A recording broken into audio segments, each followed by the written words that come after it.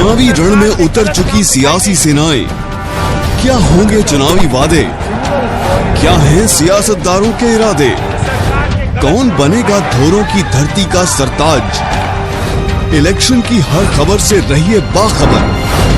313 में खड़ा हूं। आपको बताते चले कि हम ये जो चुनाव है विधानसभा का वो नज़दीक आ गया है और इस चुनाव को देखते हुए सरगर्मियां काफ़ी बढ़ चुकी हैं।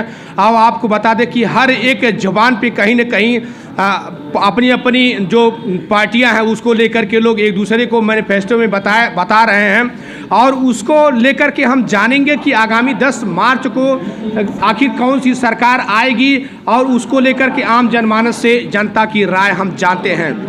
रुकिएगा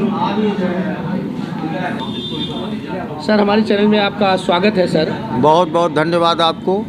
सर, इस समय हम लोग यहाँ पे जानने आए हैं कि आगामी 10 मार्च को कौन सी सरकार आने वाली है और इस समय आप 313 विधानसभा में बैठे हुए हैं। देखिए, 10 मार्च को समाजवादी पार्टी की पूर्ण बहुमत की सरकार उत्तर प्रदेश में बन रही है और 313 विधानसभा की जो बात आप कर रहे हैं, हमारे पूरे जनपद में 3 विधानसभा है, खलीलाबाद, मेहदावल, दनघटा। तीनों में साइकिल जीत रही है और चुनाव निशान साइकिल है। अखिलेश यादव जी लड़ रहे हैं चुनाव। सर, कैसे मानते हैं कि चुनाव निशान साइकिल है और साइकिल ही जीत रही है? क्या वर्तमान में जो सरकार थी उसके किए कराए पे पानी फेर देगी जनता? देखिए, जो पुरानी सरकार थी उसके पहले हमारी सरकार थी, समाजवादी पार्टी की सरकार थी।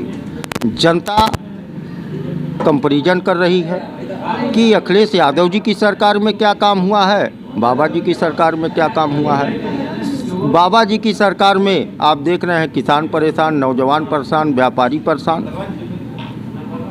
और चिल्ला रही है जनता, कह रही है अखिलेश जी आइए, अखिलेश जी आइए। योगी सरकार में जो उज्ज्वला योजना था सर और जनधन योजना था, इन सब को लेकर के क्या जनता उज्ज्वला योजना में चाहे कान सीधे पकड़िए चाहे उल्टा पकड़िए, पैसा तो पेमेंट करना ही है। हमारे साथ अभी रामनाथ चौरसिया जुड़े थे जो कि एक तरह से यहाँ समाजवादी पार्टी के कार्यकर्ता भी हैं और इन्होंने कहा कि समाजवादी पार्टी आएगी। आइए जानते हैं। फिर एक हमारे साथ एक बहन जी जुड़ी हुई है। बहन जी, हमारे चैनल में स्वागत है आपका जी। तो यहाँ के विधानसभा आगामी चुनाव को लेकर के जो सरकार बनेगी 10 मार्च को, कौन सी सरकार होगी? जी, अखिलेश की सरकार होगी।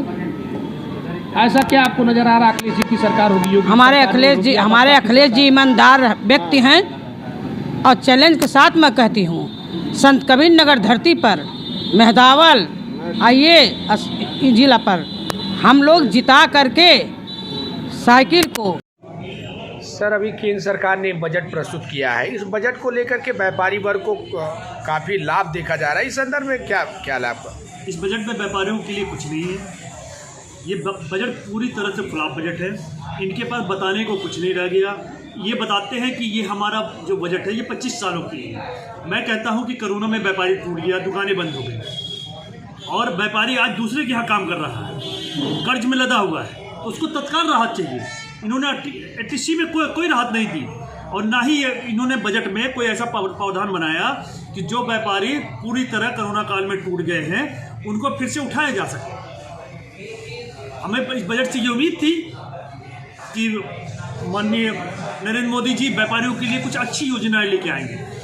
इनके पास कोई योजना अभी फिलहाल आने वाले सालों में कोई ऐसा नहीं है कि भूख से मरता हुआ व्यापारी, कर्ज के तलब दबा हुआ व्यापारी के लिए इनके पास कुछ हो।